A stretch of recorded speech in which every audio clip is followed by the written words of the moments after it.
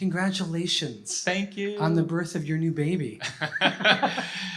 Yes, thank you. It's a long time coming. It feels nice that it's out. Yeah. Yes. Yeah, it's crazy. But I was listening to it today and I was moved because, we can all relate to this. It's like, tracking the arc of a recovery from a devastating breakup. Yeah. My God, Yeah. I was having like, it made me pang for some past loves, but also kind of glad that I'm not in those anymore. Yeah. It's definitely, I look at this as a release in more ways than one. Yes, I'm releasing the album, but honestly, this has been a very therapeutic experience for me. I had to go through this process, and I realized when I was kind of in the thick of it in the writing stage that like the only way I knew how to process what I was feeling, what I was going through was through songwriting. And that was the thing that honestly, my therapist is great, but that was like all head for me. And songwriting is the heart. And I needed to kind of do this for me. And so when I started writing, honestly, I wasn't writing for an album. I was just writing for me. Yeah. And then like after the end of the year, I'm like, okay, I have a story that I can tell with this. Isn't that the best way to approach songwriting though? Like when you're, I don't know, I guess there's a workmanlike way of doing it, but then there's also like going to it when you need it as a respite and as a... I'm very fortunate that I have songwriting. It's some people call it a gift, some people call it an affliction. Yeah. I'm more of the affliction type. It's like I need it, but yes, I am fortunate that I actually have it as a tool that I can use to process. And it is interesting that there's, especially in LA here, where, there are songwriters by trade that are brilliant craft pop songwriters. And, I've done the sessions and, you kind of crank out the songs and whatnot, but this is a very different experience of writing songs when they're like coming straight from my soul. Yeah. And I guess it's probably a little weird to be singing songs about a 10-year, 11-year relationship with your fiance in the audience. Yeah. She is incredible and has been so unbelievably supportive. That's one of the things that we bonded over is she also got out of a very long-term relationship. And hers, I believe, was 8 years. And so that was one of the reasons that we connected so deeply and why we became so close and became such good friends is because we were both kind of going through that same thing so we could connect and relate. And we have different styles of songwriting and different ways of doing the process. So it's like, I'm just very grateful and fortunate that she's been so supportive through this. It's like When Harry Met Sally. It kind of right? is. Yeah, no, totally. My favorite romantic comedy of all time. Yes, writing that song was like that last scene where Billy Crystal is just sprinting. It's like, I figured it out. Oh my gosh, she is my love. Yeah, of course the audience knew the whole time. Yeah, right. Yeah. No, but it's crazy because, I guess it makes sense now that you've only put 2 large bodies of work out in 7 years when you consider what else you have going on in your life. Yeah. How the hell do you do that? You've got the blog, the Ari's Take blog, you got the Academy, you got the podcast, you got a book with a second edition of the book and, and all the advocacy that you're doing for musicians and for the music industry. I know that the love for you is so rich, and I love that about you as well, that, and I suppose we share that in a way because I feel like I'm an advocate in the way that the things that I do. Yes. But being that advocate and, having so much going on in your life as a very successful businessman and instructor and advisor and life coach and whatever you want to call it, how do you find the quietude that's necessary to get to a place where you can really get to that creative place? Because that's a very, that's a place you got to kind of like shut out the noise and listen. Yes, right? Absolutely. How do you do that? And thank you for that. Yes, I'm fortunate that everything I do, I'm incredibly passionate about. And I am very passionate I haven't noticed that. Yeah. So I'm unbelievably passionate about Ari's Take and the Academy and helping other musicians and like lifting up our community. But I realized that I am an artist at my core, and I do need to make time and space to create. So actually, the whole following the breakup, I carved out one day a week. Tuesdays was my day, and every Tuesday I shut off my phone. My team knew that I was unavailable all day. I didn't go on the internet really. I didn't check email. Like everything was off, and that was my day to write. So Tuesdays were sacred to me, and so I needed that time for me, and I've kind of kept that going till now. Can you see the doubt in my face? Did you really shut it down? I did. You really? I for the most part, yeah. If there's an emergency, like my VP would like call me up, and I knew if my phone was ringing, there was like an emergency, and I would tend to it. But like for the most part, I made sure that those were my days because that was bitch. Helpful. Oh my God, I can't even imagine juggling that. God. Well, you've obviously interviewed the best and brightest executives and industry insiders and people that make shit happen. Yeah. What would you say is maybe the best advice that or some of the best advice you've gotten from those people that you've taken for yourself? Great question. Yes, I am so fortunate that through the writing gigs that I've had, through the book and now the podcast, that I get to sit down with some of the most brilliant minds in the industry. And for those of you who haven't caught my interview of Chris on the podcast, you should go listen to that because that's a really great one too. This is so incestuous, right? We're flipping the mic around, yeah. But yeah, some of the best advice is that I've gained is that you can't allow anyone to define success for you. Success looks different to everyone, and I think I have been going through an identity crisis this last year or two as my whole business had kind of shifted and most of my time is spent on the advocacy work and the blog and the Ari's Take business. And this whole time period has been kind of like reclaiming myself, and I'm like, oh, well, am I not a musician anymore? Like, I'm not successful and da-da-da-da. But then I take a step back and it's just like, well, I believe in the work that I'm doing. I'm making a fine living. I'm happy. I love the work I'm doing. What more could you want? That's success to me.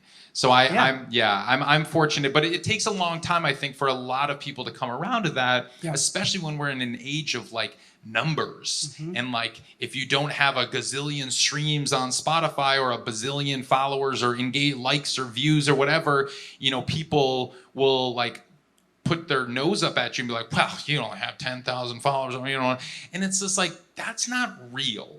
None of that is real. We have to check ourselves once in a while. None of that really matters. What really matters is are we happy? Yeah. Are we making the world a better place? Are we helping other people? Are we feeling fulfilled and content? That's real. But I can understand how that would be a little, that identity crisis you called out, where you're this runaway business is going on. You're wait, I'm supposed to be an artist. Yeah. I'm going to wake up one day and I'm going to be 50 and I'm going to have this massively successful and helpful and appreciated thing that you're doing on this side. Yeah. On the other side, it's keeping that balance, right? And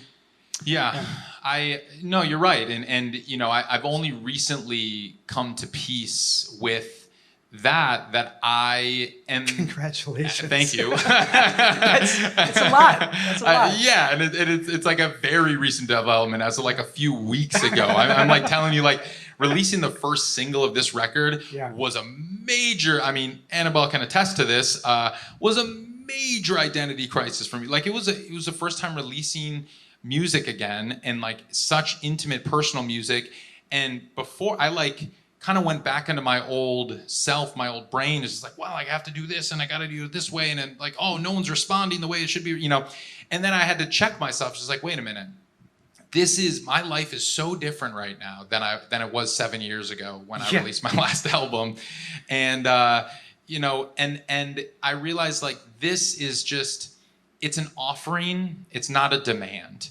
And I'm okay with that. And if people find solace in this and they take it and they enjoy it, wonderful. And if it doesn't, reach the far corners of the earth, that's okay. That's totally fine. Like this is meaningful to me, and so far the people that have sent me messages and responded back that has said it's meaningful to them too. That's all I can really ask for. I have to say though, it's fun when I was listening to the record. Yeah. And I got to halfway. Yeah.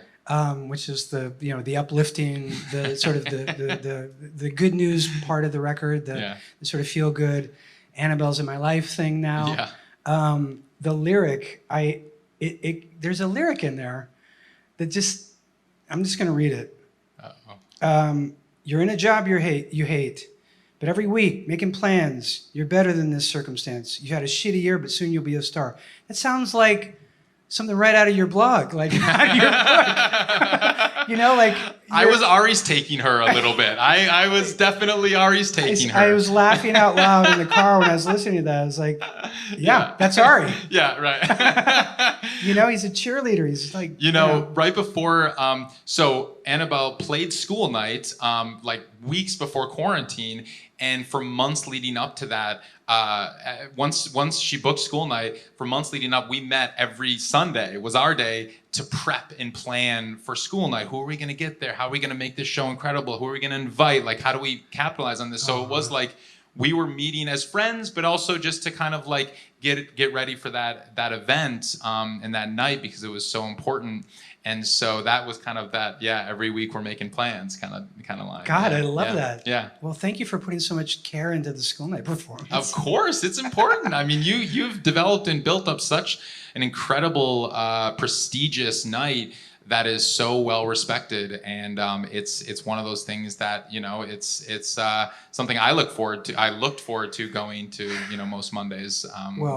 Thank you for saying that. I mean, as well as I've told you many times, it was a very organic thing, and it surprised all of us. Yeah. So, what would you give a lot of advice to people? Yeah. Right. What would you say is the hardest advice you give to others for you to take yourself? That's a great point.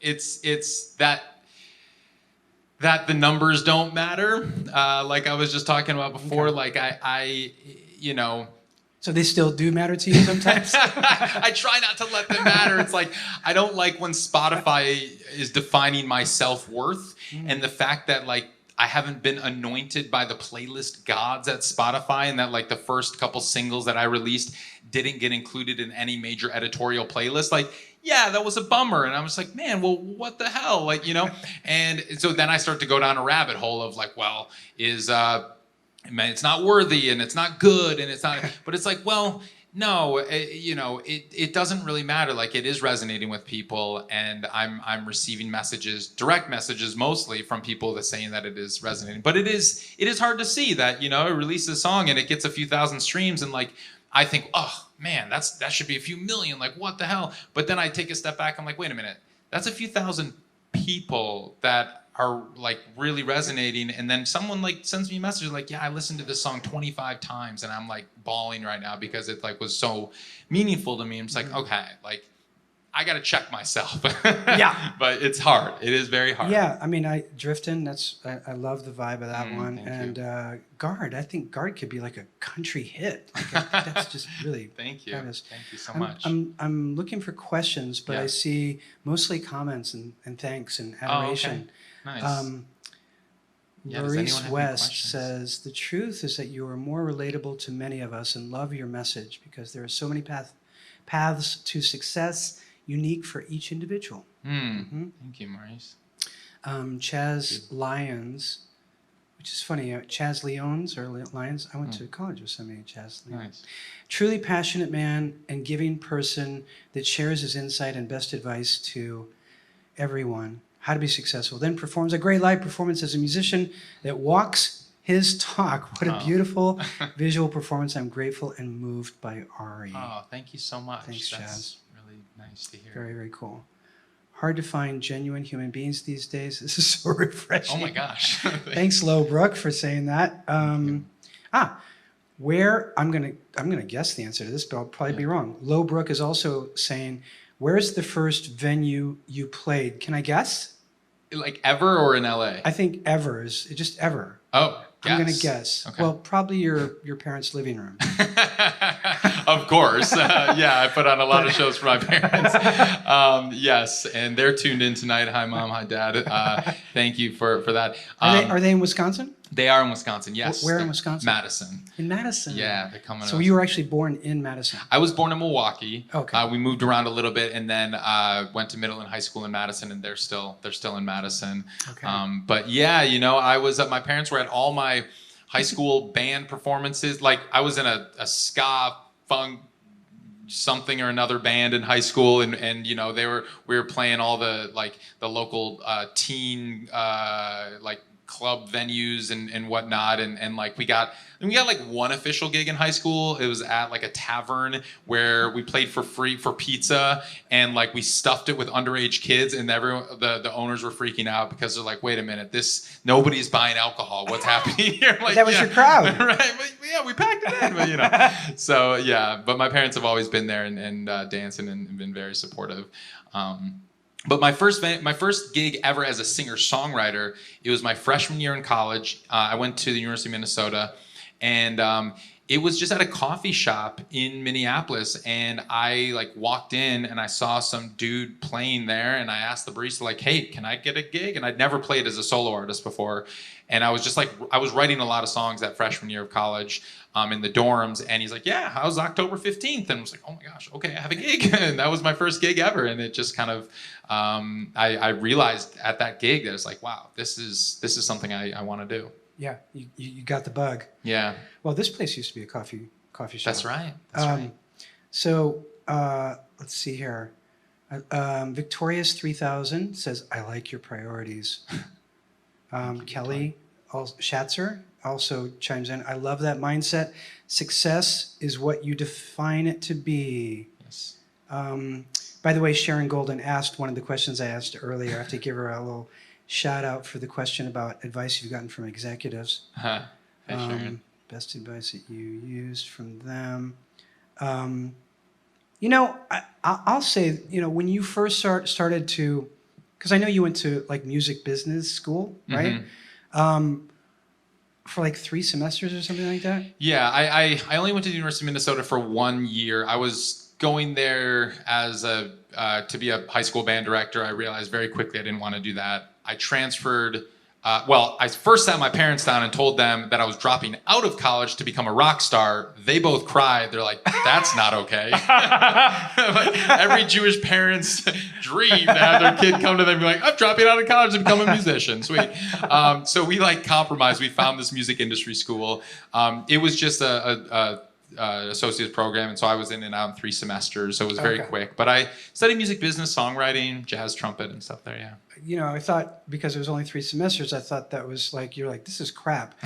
Somebody should come up with a really great music business school. I mean, I realized, they weren't really teaching anything necessarily that was relevant at the time. It was like 2005, and you know, this was like Napster had just kind of destroyed the recorded music industry, and iTunes had just come out, and like, you know, this is pre-YouTube, Facebook was still, so it was like a really interesting, weird time. Yeah. So they taught me in college that like, oh, if you want to be successful, you want a music career, you got to get signed to a record label. Yeah. And I realized very quickly when I left college, it's like, okay, nothing they taught me is really relevant right now, and I had to kind of just figure it out on my own. That's funny. Yeah. I know exactly where I was at that time because you said iTunes just came out. Yeah. I was on the iTunes team that helped launch it. So I was at Apple. So cool. Yeah. Yeah.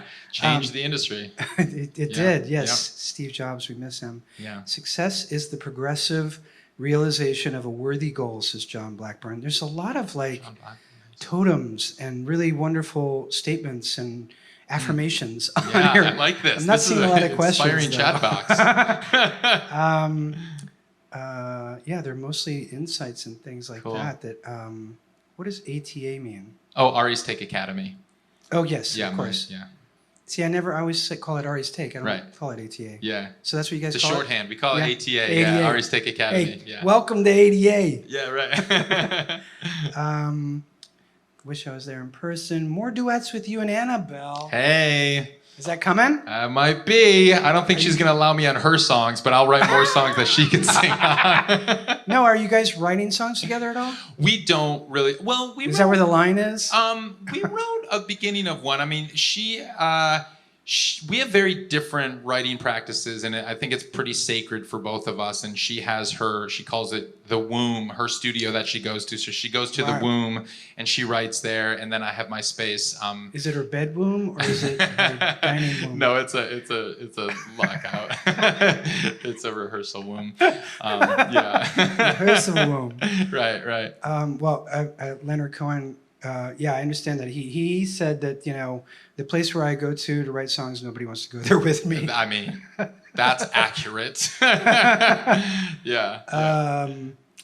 Congratulations, Mazel Tov! Yay! Finally, the two of you together. That's when Annabelle jumped on stage. I think. Yes. See, I think people. Was that like from that. Leah? Was that? I love. That was from. Sorry, I should tell you who that was from. Where'd it go? Damn it. It's fun. There are a few people, which has been really kind of cool to see, is that like they've been in our orbits. They've been coming to our shows for years, independently, like fans of who like would come to my shows way back in the day, went to Annabelle's shows way back in the day, and then had kind of stayed in touch. And then when we got together, it was Leah. It was Leah. Okay. And like, and then when we kind of get together, they're like, oh my gosh, I was listening to both of your music for a long time, independently, and now you're together, and that's cool. I know I should preface this. Everyone in LA calls her Annabelle, but her real name is Sarah, and I know her parents are on tonight as well, and so I have to give Sarah and the Borellos a shout out too. So I know that it, because when she kind of took on this artist name, it can be confusing for the family when you're like, wait a minute, you're taking on an artist name. Wait a minute, her name is Sarah Borello? You can see why she changed it. That's incredible. Yes. She literally would conduct interviews where they thought she was Sarah Bareilles. Yeah, I'm sure. And they're like, oh, so how was it playing the Palladium last night? Like, there's a story, I'm going to tell the story for her, but she's over there. But like, this girl came up to her after one of her shows crying, holding a Sarah Bareilles CD, saying like, I love it so much, I love you so much. And she signed it to Sarah Bareilles. So she's like, whatever, I'm not going to crush this little girl's dreams. Oh, man. So you're like, it's probably time to change the artist name. So that little girl took that home, took that CD home. She's out there somewhere. Showed it off to her friends, and her friends were like, that's not the same. Yeah, right. That's pretty great. That's incredible. If I have one takeaway from tonight, that one is amazing. How did you pick the 6 songs for the album from the 40? That's a good question. I have to give it to Hotel Cafe and Monday Monday. I was playing this songwriter showcase here that Joel Eccles, who's running sound tonight, he started many years ago. And I would play as many Monday Mondays as I could, at least once a month, where I would get up and just play these new songs. And the room, it was in the second stage, so the other room, there's usually 50, 60 people in there, mostly other songwriters. And so the feedback that I would get in the room, I could just sense it. It's like, okay, this song landed, or this song didn't quite hit. Or I would talk to people afterwards. Mel, who's bartending every Monday, she would, I took her word as gospel, for better or worse. I remember after one of the songs, she's like, yeah, that second song, that was really emo. I'm like, well, that song's dead. This song sucks. Yeah, I'm like, well, no longer will I be playing that one ever again. Tomato. Okay, no. It was a tomato. Yeah, so it's helpful to play them out live before you figure out, it can't really quite come to life until you feel it in a room. It's like the Wednesday night, late night over at the Improv. The comedians, they go up there and they throw spaghetti at the wall and see what works, see what sticks. Yeah. That was from Serena Rutledge, by the way. She asked that question. Oh, Serena. Yeah. Oh, I was just she was a student. I was a guest. I was a judge for their finals, Los Angeles College of Music, the other night. And I think we have some of those students on tonight, but I judged their songwriting and performances the other night, so now they're on probably going to write me a dissertation on my performance tonight. But thank you for tuning in, guys. Serena, she's very talented. This is from Kelly with EY Kelly. Are there any hopes you have for how the industry might change given the pseudo reset that it's getting after COVID? That's a good question. That's a great question, Kelly. Yeah, I mean, where we're at right now, and we've seen the emergence of these new technologies. I've been really interested in NFTs lately. I just wrote about it on Ari's Take. I'm excited that value can come back to recorded music. I feel like that's what NFTs can enable. And streaming has been wonderful as a fan, and it's wonderful to get the music out there. And if you are anointed by the gods at Spotify and you get your music in playlists, like, you can actually make a really good living from that, without the labels kind of giving you permission, which I also love as well.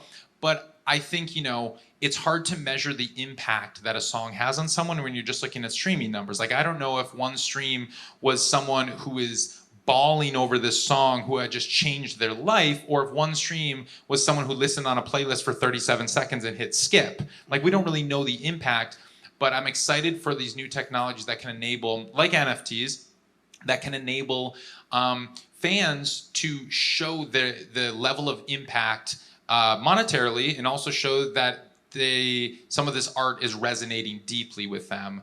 I think we're going to see a little bit more of that, a little bit more.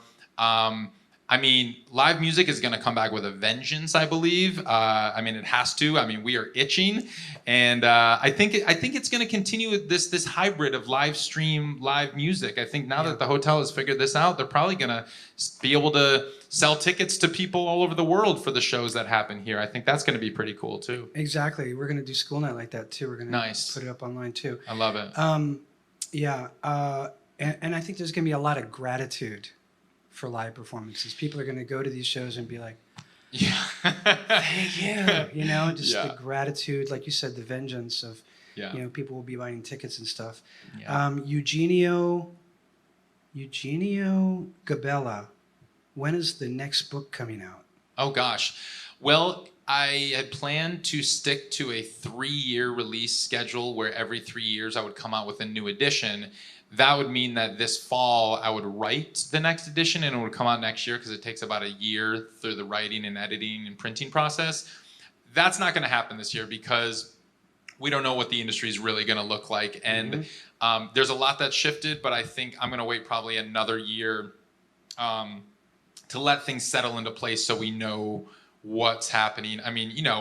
It's like from the top with Paradigm dissolving their entire music division, down to Clubhouse and what's happening there with like Lullaby Club on Clubhouse, which has become one of the most popular things, like live songwriter showcases, to NFTs, to what's happening with live music. There's so many changes and so many crazy cool things, but we still don't know what's going to happen in the live space yet. So I'm going to probably be another couple of years before the new edition will come out.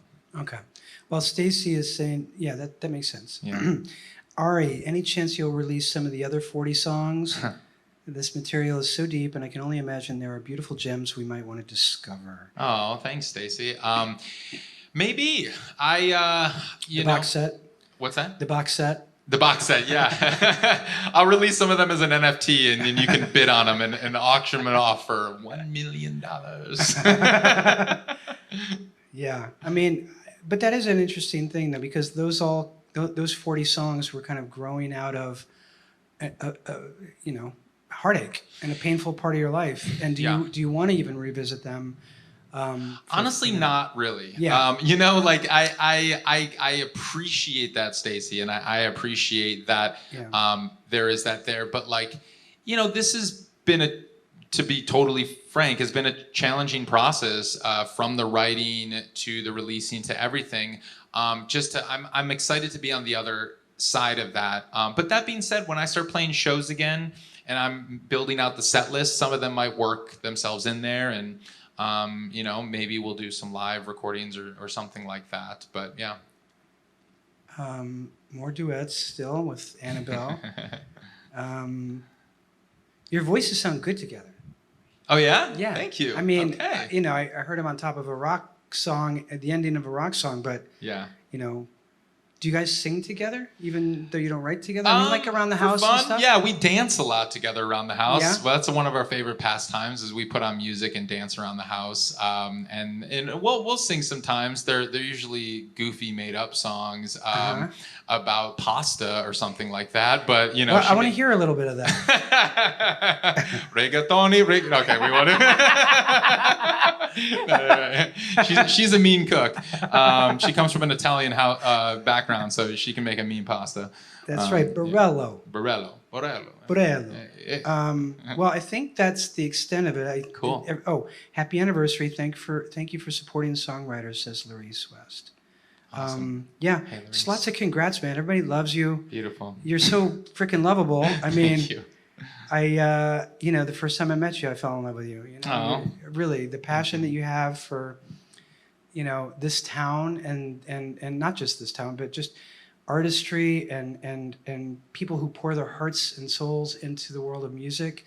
You know, you've made this town a better place in so many ways from my perspective. And, you know, when I see somebody like you kind of coming up in our midst like this, it's very heartening to me to see that. And I've been here 30 years, you know, with KCRW and stuff, but just I just feel that we're really grateful to have you in our community. Oh, so, thank you so much, Chris. That's true. So meaningful. And that's really wonderful to hear. Thank you so much. Thanks for having me. Yeah, thank you.